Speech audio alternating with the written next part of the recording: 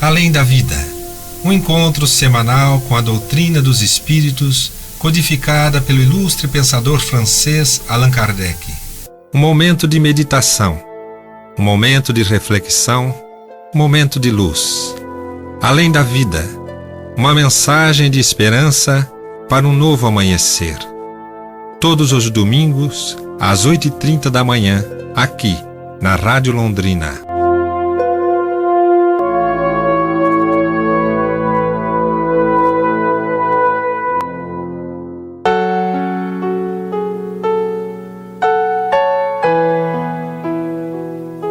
Bom dia, queridos amigos, ouvintes do programa Além da Vida, da Rádio Londrina. É com muita alegria que eu, Pedro João e Gilberto, hoje, neste domingo, dia do nascimento do nosso grande mestre, que veio à Terra para revolucionar os contextos e os conceitos, trazendo uma lei nova de amar a Deus sobre todas as coisas e o próximo como a si mesmo. Sentindo, inclusive, muito honrados de estarmos nesta manhã de domingo, podendo fazer o programa para as nossas reflexões maiores, para o nosso entendimento do Evangelho de Jesus, segundo a doutrina dos Espíritos. E para que possamos estarmos em sintonia, vamos fechar os nossos olhos, imaginar a figura doce de Jesus Cristo, que com certeza sempre está entre nós, agradecidos por esta manhã, por este dia, por mais um Natal, rogando a paz, rogando o equilíbrio e o amor que seja abundante em nossos corações para podermos estar sempre ao lado daqueles que amamos. Para iniciarmos o programa desta manhã, vamos ouvir a mensagem do Momento Espírita. Toda especial foi a sua vida. Anunciado por profecias, sonhos e anjos, ele esteve aguardado pela ansiedade do povo, pelo orgulho nacional de raça e o despotismo dos dominadores políticos que o desejavam guerreiro arbitrário e apaixonado. Quando o silêncio espiritual pairava em Israel, ele nasceu no anonimato de uma noite gentil, numa manjedoura, cercado por animais domésticos e assistido pelo amor dos pais humildes, sem outras testemunhas. Seus primeiros visitadores eram amantes da natureza, pastores simples, logo seguidos por magos poderosos, num contraste característico que sempre assinalaria sua jornada entre os homens. Nas paisagens de Nazaré, ele cresceria desconhecido, movimentando-se entre a carpintaria do pai e as meditações nas campinas verdejantes, confundido com outros jovens, sem qualquer destaque, portador de conflitos antes da hora. Amadureceu no lar como o trigo bom no solo generoso. E quando chegou a hora, agigantou-se na sinagoga, desvelando-se e anunciando-se. Incompreendido, como era de esperar-se, saiu na busca daqueles que iriam segui-lo e ficariam como pilotis da nova era que ele iniciava. No bucolismo da Galileia, pobre e sonhadora, fértil e rica de beleza, ele começou um ministério que um dia se alargaria por quase toda a terra, apresentando o programa de felicidade que faltava às criaturas. Jamais igualado, sua voz possuía a mágica entonação do amor que penetra e dulcifica, ensinando como ninguém mais conseguiu igualá-lo. A majestade do seu porte confundia os hipócritas e desarmava os adversários fortuitos pela serena inocência, profunda sabedoria e invulgar personalidade. Nunca se perturbou diante das conjunturas humanas sobre as quais pairava, embora convivendo com gente de má vida, pecadores e perversos, pobres desesperados e ricos desalmados, vítimas morais de si mesmos no vício e perseguidores contumazes. Ele compreendia a pequenez humana e impulsionava os indivíduos ao crescimento interior, às conquistas maiores. Penetrando o futuro, referiu-se às hecatombes que a insânia humana provocaria, mas apresentou também a realidade do bem como coroamento dos esforços e sacrifícios gerais. Poeta, fez-se cantor. Príncipe, tornou-se vassalo. Senhor, converteu-se em servo. Nobre de origem celeste, transformou-se em escravo por amor. Ninguém disse o que ele disse, conforme o fez e o viveu. Jesus é a síntese histórica da ascensão humana. Demarcando as épocas, assinalou-as com o estatuto da montanha em bem-aventuranças eternas. Nem a morte o diminuiu. Pelo contrário, antecipou-lhe a luminosa ressurreição que permanece como vida de sabor eterno, varando as eras.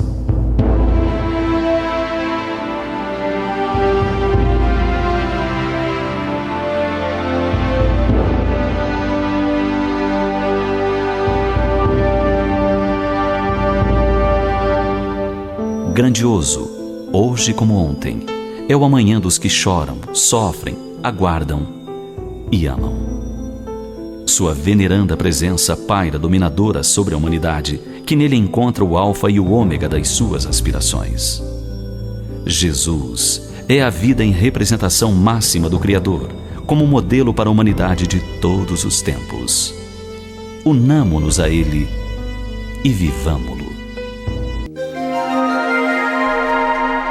Os textos do Momento Espírita estão à sua disposição na internet. É só acessar momento.com.br. Mais informações, ligue 41 3223 6174, Curitiba, Paraná.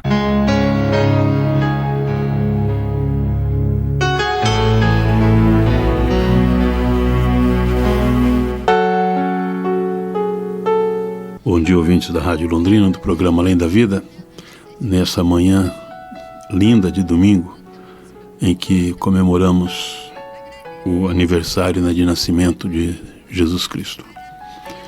O aniversário de nascimento de Jesus Cristo na Terra, no planeta Terra, porque Jesus é muito mais velho do que a própria Terra.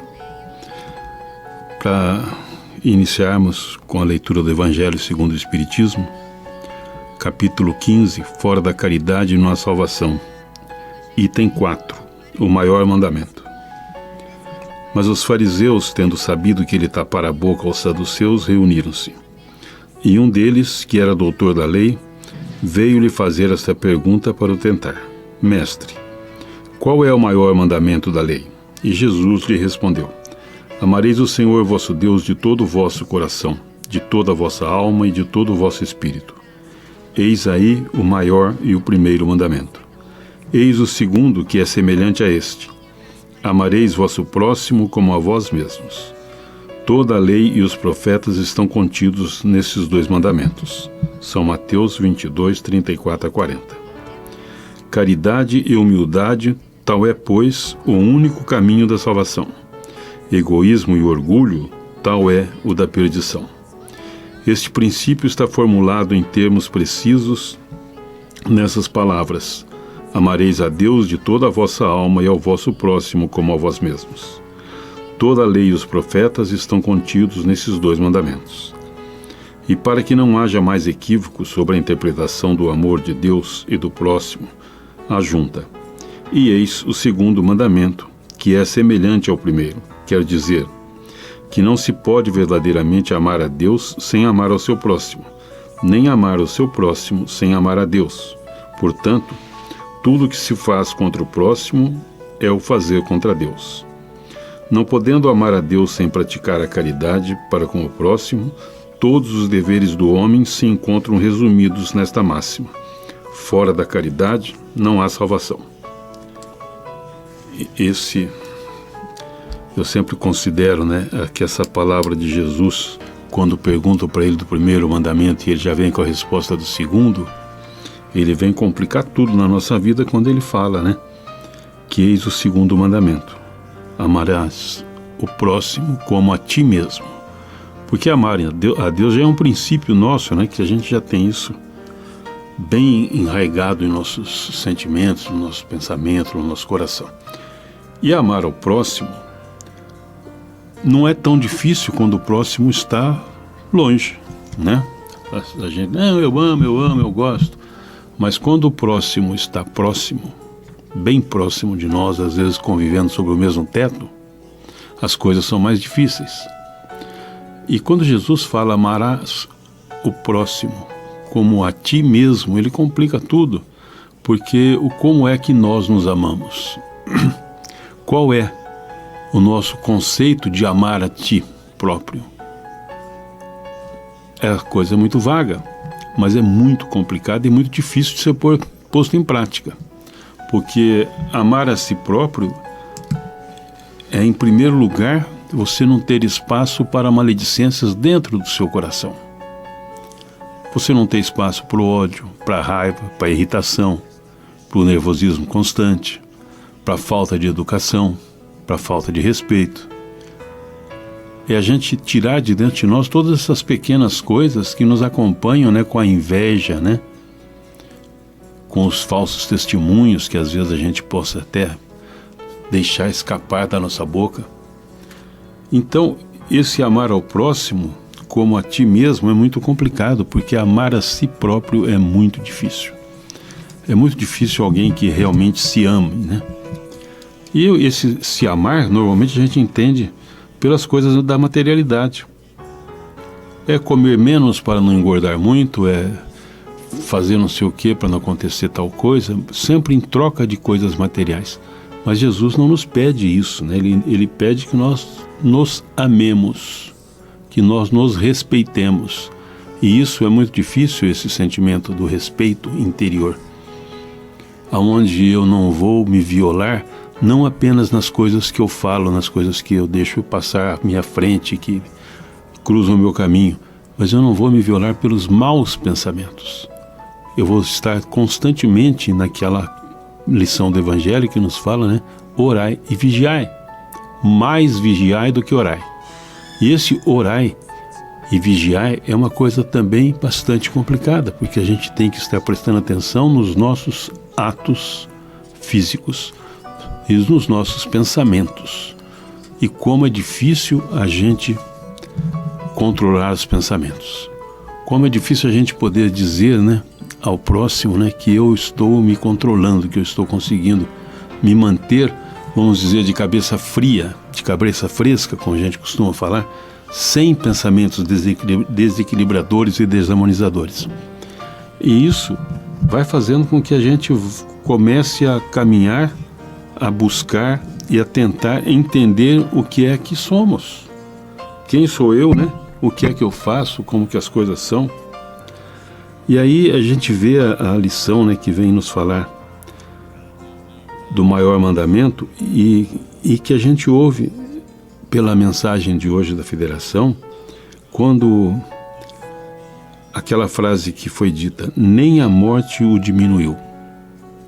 Significa o quê? Que mesmo na ausência física ele continuou sendo grande, generoso e aplicado em seus objetivos.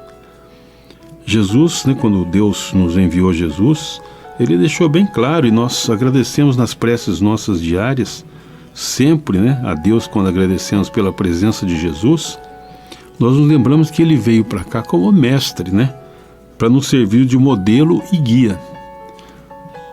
De modelo para que a gente pudesse observar qual era o comportamento de Jesus.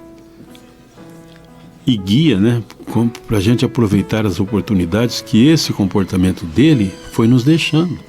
Como eu devo, né, pontilhar a minha estrada, como que eu devo demarcar os meus limites. Tudo isso em cima de um ensinamento que Jesus nos deixou aqui há 2000 anos atrás e que até hoje a gente ainda não conseguiu entender completamente, né, Pedro? É amor, caridade e humildade. Essa é a lição de mais de 2000 anos que Jesus nos traz.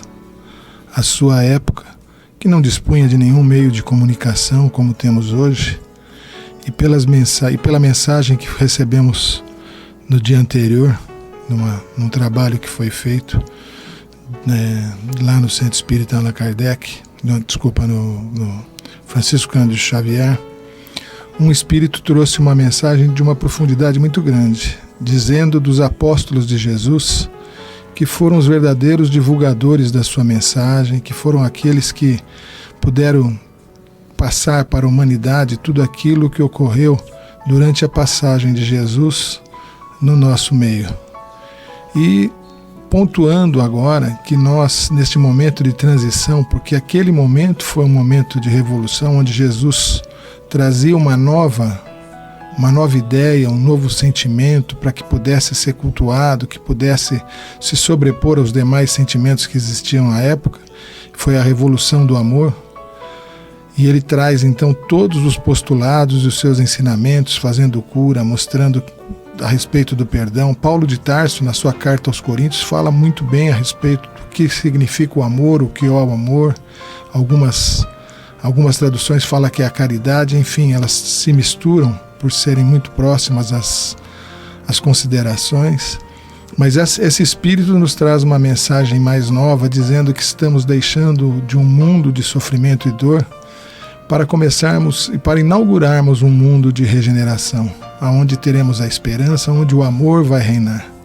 E que nós, divulgadores do Evangelho de Jesus, todos aqueles, em todas as denominações religiosas, que se prestam a divulgar o ensinamento de Jesus ante a concepção espírita, mas também o entendimento que trazem e que está afeto à ideia da humildade, da caridade e do amor, somos também os focos de luz desta geração, desta época, que testemunhamos tudo isso e que seremos, assim como os apóstolos foram responsáveis pela transmissão da mensagem de Jesus, somos também responsáveis pela divulgação desta lei que inexoravelmente deve fazer parte do mundo novo que iremos contemplar, atravessar. Então, Jesus é o precursor de tudo isso. Jesus é que faz com que a humanidade abra seus olhos, após mais de 2000 anos, tentando trabalhar em nós a transformação moral, a mudança dos nossos sentimentos velhos, que ainda nos arraigam à terra, à materialidade, nos transformando hoje em espíritos desprendidos, buscando como parâmetro a humildade, o amor e a caridade. Vamos revolucionar, de certa forma, a nova era, aquela era que nós poderemos considerar como a era de regeneração, que é o momento em que a Terra vai se transformar e que os espíritos que ainda não entenderam a mensagem do Mestre serão, de uma forma amorosa, carinhosa, reconduzidos para outros planos, e permanecendo aqui só aqueles que estão realmente trabalhando e em busca da sua transformação moral, do amor, da caridade e da humildade, né, Gilberto? Hoje e sempre, né? Porque quando a gente fala dos ensinos de Jesus, a gente está falando de uma existência, né? A gente não está falando de um momento específico, porque ele nos deixou um legado para toda a eternidade. E a gente fica aí, né, Pedro, pensando e avaliando, né? No dia de Natal, amanhã. É uma manhã bonita? É uma manhã bonita, independente do clima que esteja lá fora. Se está chovendo, se está fazendo frio, se está fazendo calor, se está sol. Porque para cada momento, né, para cada temperatura que existe alguém que está esperando aquilo acontecer. Existe alguém que está esperando a chuva, tem gente que está esperando o sol para ir para o campo, para a piscina, para algum lugar. E gente que está esperando que esteja mais fresco para não sofrer muito calor, que mora numa casa às vezes cujo teto é só a telha, né? Não tem forro, não tem proteções. Então, o bonito, né? A manhã bela depende do ângulo que a gente olha. Depende de como a gente esteja observando a vida. Que é o que Jesus fez, né? Quando ele esteve aqui. Ele sempre falava das coisas boas e bonitas. E deixava claro que para que a gente pudesse ter essas coisas, nós tínhamos que fazer a nossa parte. E essa nossa parte é uma coisa que todos nós temos por obrigação administrar em nós, esse sentimento de mudança. Volta lá atrás naquela coisa, né? Amar ao próximo como a ti mesmo. Se a gente não se ama, a gente não busca melhoramento. Se a gente se acomoda e deixa as coisas acontecerem, né? A gente volta naquele ensinamento lá de antigamente, quando os pais têm um problema com o filho, né? Em determinada situação, seja lá qual seja o problema, e a primeira coisa que às vezes os pais falam é: entreguei para Deus. Se você sai do problema achando que entregou para Deus, Deus que se vire com o problema que você não administrou. Se a gente não se amou, se a gente não se ama, se a gente não se gosta, a gente não cuida. Porque quando a gente ama, a gente cuida. Você cuida de si próprio e cuida daqueles que estão à sua volta. E aí, quando um filho desencaminha, começa a ter algum problema, é porque em algum momento nós, como pais, né, como orientadores, nos perdemos em algum lugar, em alguma hora. Tivemos uma falha, deixamos de fazer, não prestamos atenção no que acontecia, e depois aí quando a coisa enrola e dá problema, a gente fala: não, entrego para Deus. Eu fiz a minha parte, qual foi a minha parte? Ah, coloquei comida na mesa. Ah, mas eu paguei a escola para o meu filho. Eu paguei o plano de saúde. A gente fica buscando essas coisas e às vezes se esquece do sentimento. Porque às vezes o filho jovem, criança ou adolescente, ou às vezes até adulto, nós que já somos avós, né? A gente sente isso nos filhos, já adultos, que às vezes eles também querem colinho. Às vezes eles também querem botar a cabeça no nosso ombro, independente se a gente já tem idade, se está com o ombro cansado. Porque nós somos o que Cristo era para nós, né? Nós somos hoje o esteio, nós somos aquele que orienta, aquele que faz o que Jesus fez, né?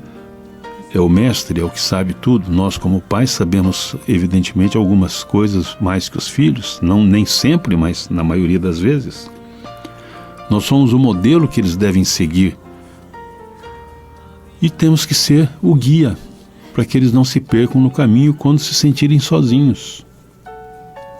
Isso tudo depende do sentimento interior que eu tenha comigo. Isso tudo depende do cuidado para o qual eu dirigi a minha vida, da forma como eu dirigi a minha vida. Deixei o barco à deriva, não me preocupei com as tempestades. Isso, meus irmãos, é uma questão de conscientização, é uma questão de respeito a si próprio. Então, quando a gente tem algum problema com algum filho, com algum ente querido, que dependia de nós, né, termos feito alguma coisa a mais, e as coisas acontecem e dão errado, a responsabilidade não é só daquele que deu errado, também é nossa, porque em algum momento nós deixamos às vezes de cuidar, de prestar atenção, de dar o exemplo. Quantas e quantas vezes a gente deu o exemplo errado? Inúmeras vezes.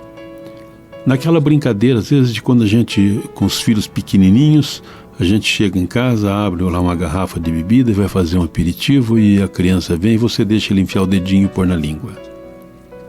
O que você está deixando para ele? Que beber é bom. Que beber pode.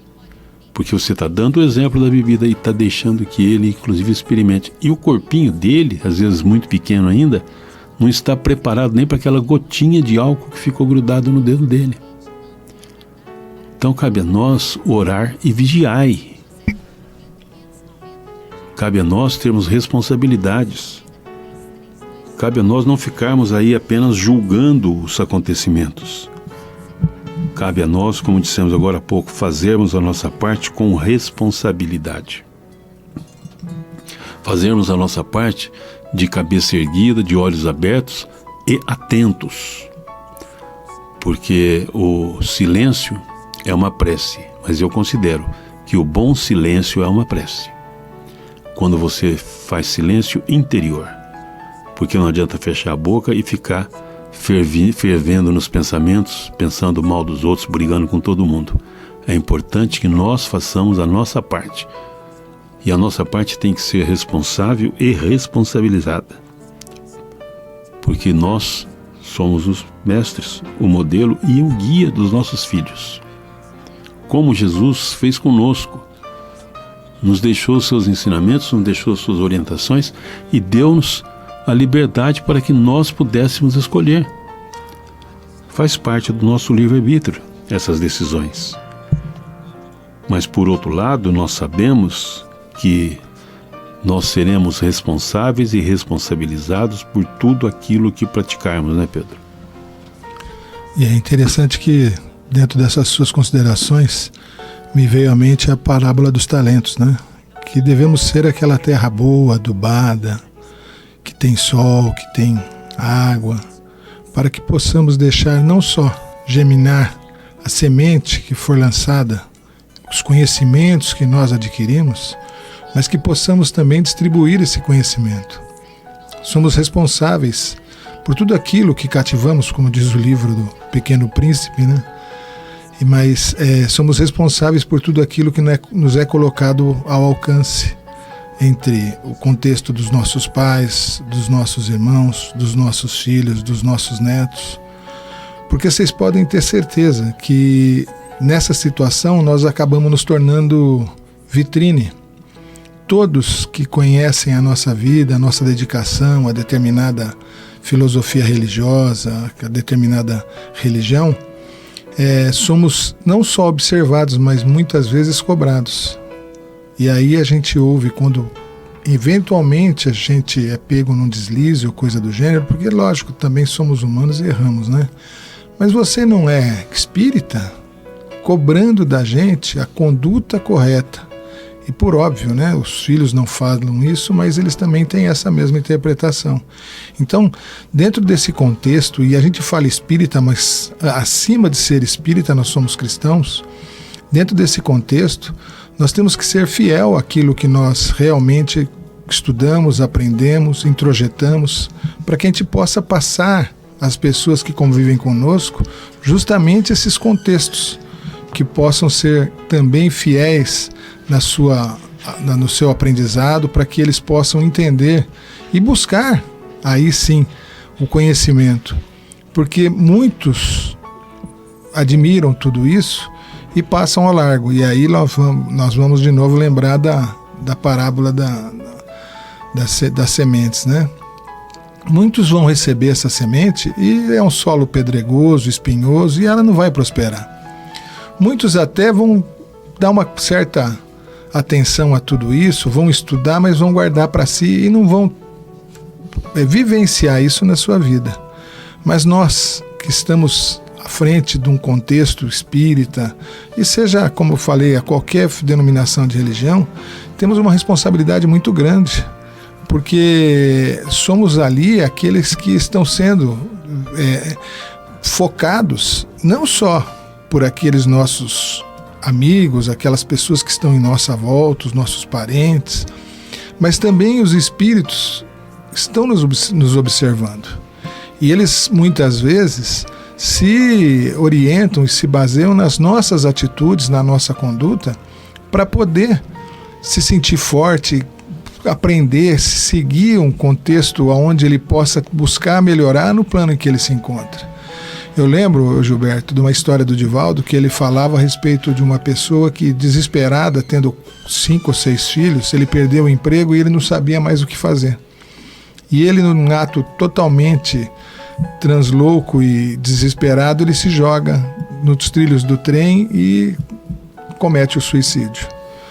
O Divaldo conta que leu o jornal e viu a história daquele rapaz, viu o nome dele, e todas as noites, antes de dormir, ele fazia as preces, e entre as pessoas para quem ele orava também para este espírito, para que ele pudesse adquirir a paz, o equilíbrio, que ele pudesse melhorar a sua vibração para ser assistido no plano espiritual. Isso aconteceu durante muitos anos. E aí Divaldo conta que num período da sua vida ele ficou muito perturbado, muito atarefado, as coisas estavam acontecendo, era tudo muito difícil para ele, e ele, na noite antes de dormir, fazendo uma retrospectiva do dia dele, ele se coloca em prantos e começa a chorar. E de repente ele vê a imagem de um espírito à sua frente, que fala: Divaldo, por favor, Divaldo, não chore. E Divaldo, ainda brincando, fala: como não chore? Eu posso chorar, eu também tenho esse direito, tudo. Ele falou: não, Divaldo, não chore, por favor, não chore. E aí o Divaldo questiona: mas o que está acontecendo? Quem é você? Ele fala: eu sou aquele que se jogou embaixo do trilho do trem e me matei por causa de uma situação que eu não estava conseguindo administrar, e eu me sinto forte toda vez que você ora. E eu vendo o seu pranto, o seu desespero, eu fico abalado, eu fico emocionalmente abalado. Então não chore, Divaldo. Então a gente não sabe da proporção que tem os atos praticados por nós, as condições em que nós nos colocamos, as situações em que nós nos envolvemos. Mas com certeza há muitos que ficam observando tudo isso. Então não só pelo caráter de nós mudarmos a nossa vida, de mudarmos a nossa forma de pensar e de fazer, por nós mesmos, mas também por aqueles que buscam em nós a sua fortaleza, a sua mudança, a sua transformação. Então nos tornamos também dessa forma exemplo para algumas pessoas. Então temos que estar sempre atentos para isso, porque não repercute só no nosso interior, mas sim em todo o meio em que vivemos, tanto dos encarnados como dos desencarnados, né, Gilberto? Sempre, né, Pedro? Porque nós somos espíritos normais como todos os espíritos o são. Então a gente vive constantemente esse drama, né, do não sei o que vai acontecer amanhã, não sei como que as coisas vão se passar, mas a gente tem o espelho de Jesus, né? Nós tivemos a graça, né, de virmos nesse momento reencarnatório, aonde a gente já tem conhecimento, né, do estudo, onde a gente teve oportunidade de aprendizado, e que essas coisas todas vão despertando em nós o interesse do melhoramento. Hoje, evidentemente, qualquer um de nós, né, que lemos um pouquinho sobre a doutrina, que lemos as obras de Kardec, que estudamos um pouco, a gente já não pensa mais como pensávamos antes, né? Nossos sentimentos vão modificando. E é isso que Jesus nos pediu lá atrás, né? Quando ele veio e ficou falando das coisas do amor. Ficou falando dos movimentos, das possibilidades, das atitudes, né? De tudo aquilo que nós deveríamos e tínhamos por obrigação de compreendermos e trabalharmos em nós. E a gente vai aprendendo lentamente e vai se modificando e vamos descobrindo que a cada dia que passa, a cada momento reencarnatório que a gente tem de oportunidades, nós, por menos que a gente aprenda, a gente sempre aprende um pouquinho. E por sermos eternos, esses momentos reencarnatórios não são tão pesados. Até as pessoas costumam dizer, né, que Deus não dá a carga maior do que a capacidade de carregar. O que nós somos reclamões. Às vezes a gente reclama de um monte de coisa. Tem gente que reclama do IPTU, né? Ah, tem que pagar o IPTU. Que bom que você tem que pagar o IPTU, né? É pesado? É pesado. Mas significa que você tem um imóvel, que você tem um patrimônio. Significa que você não está perdido no tempo sozinho e sem amparo. Quando a gente tem que pagar o IPVA, a mesma coisa. Significa que bom, novo, velho ou usado, você tem um carro, você tem locomoção, e assim a vida vai levando.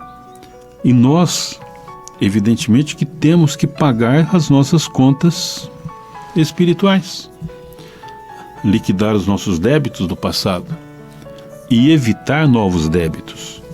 E isso tudo nós podemos fazê-lo a cada processo reencarnatório. Essa maravilha que Deus nos legou, né, da reencarnação, das oportunidades de ir, aprender, voltar, aprendendo e encaminhar novamente, e a gente com isso vai andando. E aí nós começamos a lembrar então que estamos comemorando, né, nesse dia, o aniversário do nascimento de Jesus aqui no planeta Terra. Um jovem que viveu aqui, né, 33 anos. Muito pouco tempo, né, para tão grande obra. Não poderia ser um espírito simples e comum, né, um pequeno aprendiz ainda. Tinha que ser um espírito de muita luz. E como espírito de muita luz, ele nos trouxe muitos ensinamentos. Daí chamá-lo de mestre. E como mestre, ele andou perfeitamente dentro das regras que o Pai colocou, que o Pai ensinou, né? Que Jesus ele tem um conhecimento perfeito de tudo, né? E aí ele se torna o nosso modelo. E ao aprendermos a caminhar seguindo os passos de Jesus, a gente vê que ele é um excelente guia, ele não se perde em qualquer momento, em qualquer lugar. Então, meus irmãos, o dia 25 de dezembro, onde se comemora o Natal, não é o dia da gente comemorar com champanhe, cerveja, vinho, leitoa, cabrito, né? É o dia da gente comemorar principalmente as nossas boas vibrações.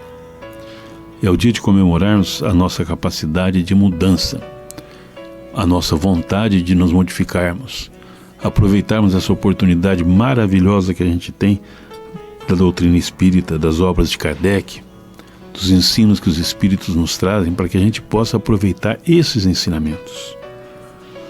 Quando a gente ouve uma história contada, né, por algumas pessoas em palestras, a gente começa a analisar o quanto a gente deixou, às vezes, escapar de oportunidades de melhoramento. Coisas que a gente poderia ter modificado em nós. E aí nós nos lembramos, né, qual foi o grande milagre de Jesus. Eu sempre repito isso porque eu acho isso muito importante na nossa vida.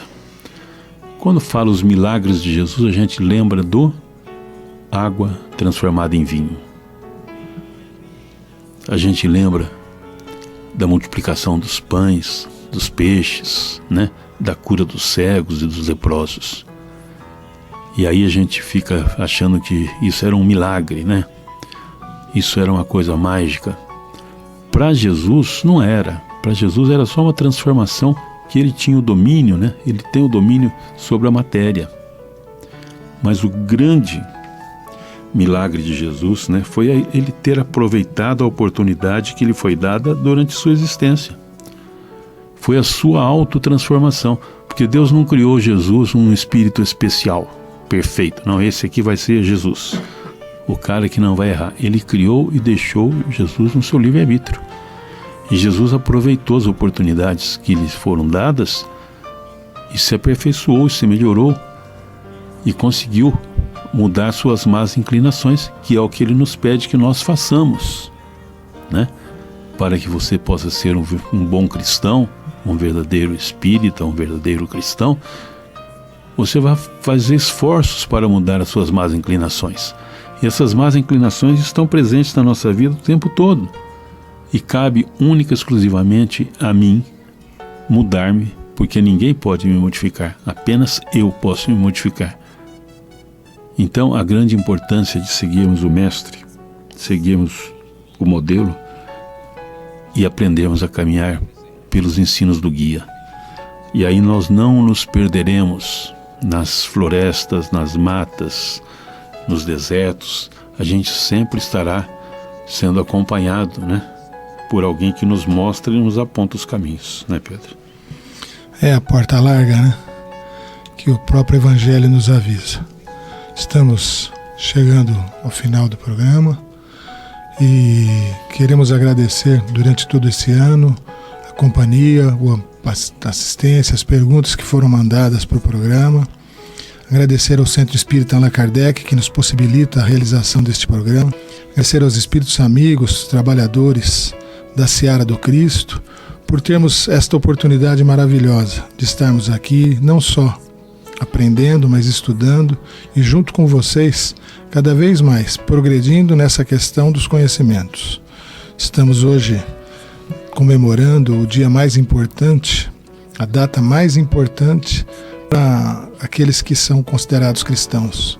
Então que possamos, intuídos desse sentimento, conhecedores, que seja pouco, médio ou bastante, da mensagem que Jesus nos traz, dessa doutrina maravilhosa que é o Espiritismo, nos colocarmos no trabalho, colocarmos a mão na charrua, não olharmos para trás e darmos continuidade às nossas obrigações que foram ainda contraídas muito antes da nossa vinda para a Terra, no nosso planejamento reencarnatório. que todos possam ter um dia maravilhoso, que possam realmente pensar no aniversariante, esquecendo a questão dos presentes, das festas, das bagunças que se faz nesse dia por causa da comemoração, mas sim, se compenetrar do aniversariante e em prece, em meditação, agradecermos pelos seus ensinamentos, pelo seu exemplo quando passou pela Terra.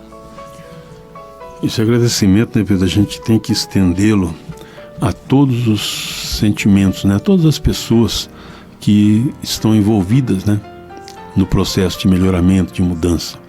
Mas também nós temos que agradecer a Deus, a Jesus, a espiritualidade, principalmente nesse dia de Natal, que possam aqueles que ainda estão em descaminho, estão desorientados, desarmonizados, para que eles possam encontrar o seu guia, para que eles possam aprender a caminhar dentro dos ensinos de Jesus, para que eles possam compreender e buscar e aceitar as ajudas que lhe foram oferecidas positivamente. Então cabe a nós, espíritos espíritas, que estudamos os ensinos de Jesus, que estudamos a sua doutrina, multiplicar os nossos conhecimentos, distribuir aquilo que aprendemos. Não é a gente pegar a receita do bolo e guardar, é passar a receita para frente para que mais pessoas possam fazer, comer e distribuir. E que esse bolo do amor que Jesus nos deu de oportunidade dessa receita maravilhosa de vida possa multiplicar-se a cada momento, a cada dia, em cada coração. Muita paz a todos, que Deus nos abençoe, nos ilumine e que Jesus seja sempre o foco, a luz no final do túnel. Que assim seja. Olá, vamos hoje fazer uma análise de mais uma das parábolas de Jesus, muito conhecida, a parábola do Lázaro e do rico, mas nós vamos fazer a abordagem mais do final da parábola, que eu acho muito interessante e que é a parte menos refletida normalmente pelas pessoas que comentam. Vamos ouvir a parábola. Então Jesus começa narrando assim: ora, havia um homem rico, vestia-se de púrpura, de linho finíssimo, e vivia todos os dias regalada e esplendidamente. Havia também um certo mendigo, chamado Lázaro, que jazia cheio de chagas à porta daquele, e desejava alimentar-se com as migalhas que caíam da mesa do rico, e os próprios cães vinham lamber-lhe as chagas. E aconteceu que o mendigo morreu e foi levado pelos anjos para o seio de Abraão, que é para o plano espiritual superior. E morreu também o rico, e foi sepultado. E no Hades, quer dizer, para as entranhas da terra, o Hades, a definição de Hades é como se fosse o inferno, mas daquela mitologia mais grega, é como se fosse lá nas entranhas, no subterrâneo, nas entranhas da terra, onde teria o deus Hades, né, um deus negativo, e a região também é chamada de Hades. E no Hades ergueu os olhos, estando em tormentos, e viu ao longe Abraão e ao seu lado Lázaro. Então veja que interessante, na proposta da parábola de Jesus, lá da região dos infernos, não sei, daquelas entranhas da terra, ele podia ver o plano espiritual superior. E clamando, então, o rico lá naquele sofrimento, disse: Abraão, meu pai, tem misericórdia de mim, e manda Lázaro que molhe na água a ponta do seu dedo e me refresque a língua, porque eu estou atormentado nesta chama. Então ele pede para Abraão dar uma ordem para Lázaro vir molhar sua língua, que ele está em sofrimento. E disse, daí Jesus então começa a propor o diálogo. Então o verdadeiro ensinamento, eu acho mais profundo, é o diálogo do rico no sofrimento com Abraão no plano, coordenando uma área do reino espiritual superior. E disse, porém, Abraão, quando ele faz esse pedido: filho, lembra-te de que recebeste os teus bens na tua vida, e Lázaro somente males, e agora ele é consolado e tu atormentado. Então aqui já começa a análise de Jesus, a proposta para a vida depois da vida física. E além disso, falando para o rico, está posto um grande abismo entre nós e vós, de sorte que os que quisessem passar daqui para vós não poderiam, e nem tampouco os de lá passar para cá. Então aqui Jesus propõe uma distância, como se não pudesse haver esse contato entre Lázaro que viesse para molhar a língua do espírito em sofrimento no Hades. Quer dizer, não há possibilidade, há um abismo. Aí disse então o rico: rogo-te, pois, ó Pai, que mandes a casa do meu pai. Então agora ele já não está pedindo para ele vir no mundo espiritual inferior, está pedindo para ir na terra onde está vivo o pai dele. Pois eu tenho 5 irmãos, para que lhe dê testemunho, que ele pede para Lázaro ir lá dar testemunho na casa do meu pai, a fim de que eles não venham também para esse lugar de tormento. Quer dizer, avise eles para não fazerem as coisas que eu fiz, que eles vão vir parar aqui. Então assim que Jesus está propondo a palavra. E disse a Abraão, olha a resposta que Jesus propõe, né? Coloca na parábola. Seu pai, seus irmãos, né? Eles têm Moisés e os profetas, é só ouvi-los. Aí o rico tenta mais uma vez, são 3 vezes que ele tenta. E disse então o rico: Abraão, meu pai, mas se algum dos mortos fosse ter com eles, eles iriam se arrepender. Olha a proposta que Jesus coloca na palavra. Já está falando do contato espiritual entre os espíritos que estão no nível mais elevado, virem avisar a família para tomarem cuidado, que é a nossa realidade de hoje, a era do Espírito da Verdade, que é a vinda dos espíritos superiores, avisar as leis de Deus como funcionam, o que acontece com o espírito depois da vida física, por que acontece, quais as consequências das nossas próprias atitudes pelo livre-arbítrio. E diz Jesus assim: porém Abraão lhe disse, se eles não ouvem nem Moisés e os profetas, tampouco acreditarão ainda que algum dos mortos ressuscitem. Então essa parábola é rica de ensinamento para o momento espiritual que nós estamos vivendo na Terra. Então se nós formos nos ater à primeira parte, é a parte em que Jesus coloca o destino do rico, mundo espiritual inferior, o destino do sofredor, mundo espiritual inferior. Lembrando que Jesus é quem diz, bem-aventurado os que sofrem, porque eles serão consolados. Então essa proposta ele está reforçando nessa parábola. Se o indivíduo em sofrimento na terra for resignado a aceitar os desígnios de Deus, embora não compreenda que ele esteja colhendo os frutos do seu próprio erro de reencarnações passadas, mas for resignado, não ficar se comparando com aqueles que parecem que estão sãos, porque fisicamente não apresentam doença, mas a gente não sabe as tormentas que as pessoas vivem nas suas vidas pessoais. Então ali Jesus já mostra o destino dos espíritos, mas aí ele vai colocar não as palavras em Lázaro, que está desfrutando de ter suportado o sofrimento na terra, mas ele vai colocar as palavras do sofredor, do que está lá no Hades, que é o rico, então em sofrimento. E as 3 propostas do rico. A primeira proposta, ele quer alívio. Ele está sofrendo, ele pede consolo. Por favor, você veja bem, o que um dedo molhado numa língua vai trazer, que sede que vai matar? Absolutamente nenhuma sede. Mas é o conforto, é aquilo que o pobrezinho do Lázaro esperava dele quando ficava no portão da casa dele, as migalhas. Na verdade agora Jesus está dizendo que quem está pedindo a migalha é quem não deu a migalha. Se ele tivesse sido generoso, se ele tivesse sido benevolente, primeiro que não estaria aprisionado ali. E ele se alimentou dos prazeres e paixões do mundo físico, porque muito materialista. Então quando ele questiona Abraão, Abraão diz, você já teve o que você merecia, você buscou os prazeres materiais e a terra te deu.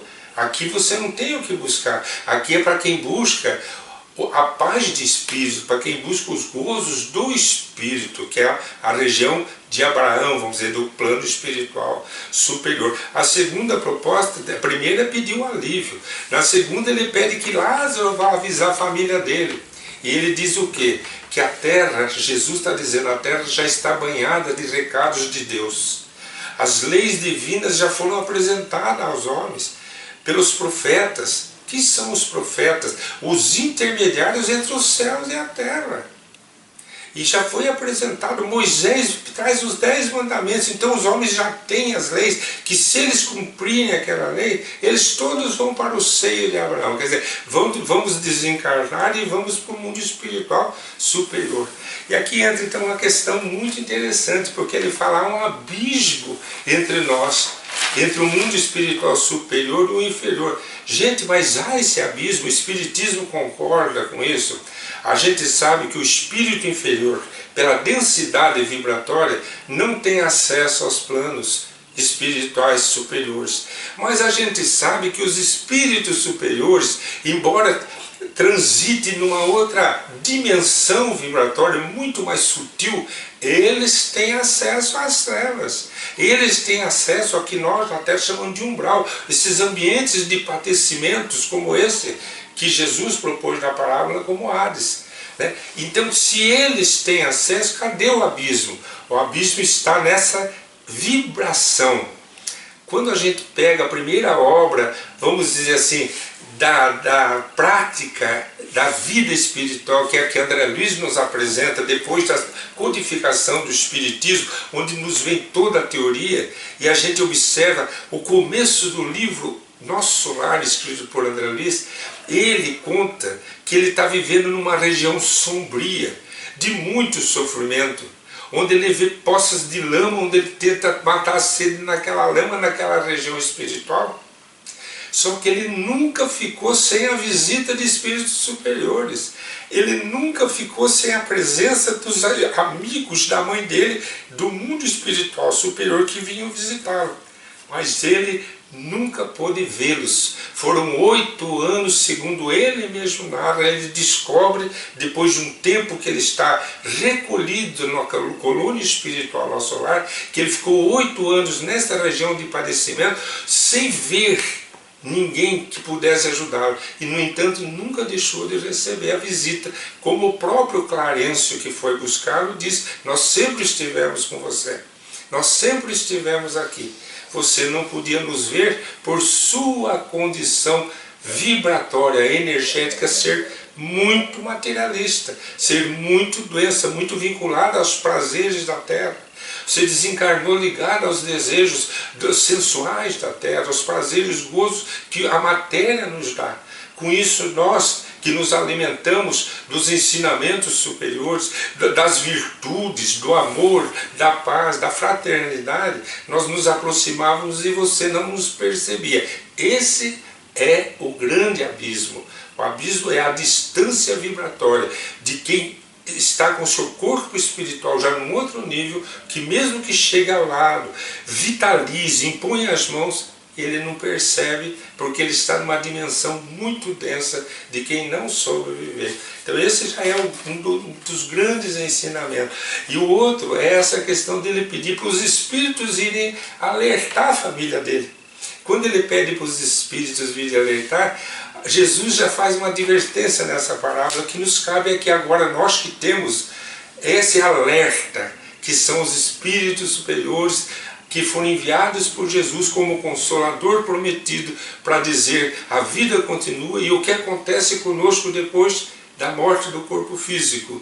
E quando vem o Espírito da Verdade conduzir essa magnífica obra de Allan Kardec, que se consagra nos 160 anos de O Livro dos Médiuns, agora em 2021, que foi escrito, foi para o Prelo, né, que foi editado no dia 15 de janeiro de 1861, 160 anos de O Livro dos Médiuns. Nós, em contato com a espiritualidade superior, estamos praticamente repetindo o que Jesus disse na parábola, de que adianta os mortos ressuscitarem para vir falar, se eles já tinham Moisés e os profetas e não optaram, e não vamos optar por seguir o bem, já conhecendo a verdade? Por que seguiríamos a verdade agora, sendo ditada pelos espíritos superiores? Então, quando chega o movimento da espiritualidade na Terra, por mais que se materializassem espíritos, fossem pesados, medidos, aferida a pressão, escutar o coração através de cientistas da Terra, como César Lombroso, como William Crookes, como tantos estudiosos da ciência da época, a humanidade não acreditou. E nós hoje, com a doutrina dos Espíritos, banhando a nossa consciência, tocando o nosso coração, nós temos aceitado as leis de Moisés e dos profetas, que bastaria isso para vivermos em paz. Fique essa reflexão para nós. Além da vida, um encontro semanal com a doutrina dos Espíritos, codificada pelo ilustre pensador francês Allan Kardec. Um momento de meditação, um momento de reflexão, um momento de luz. Além da vida, uma mensagem de esperança para um novo amanhecer. Todos os domingos, às 8h30 da manhã, aqui, na Rádio Londrina.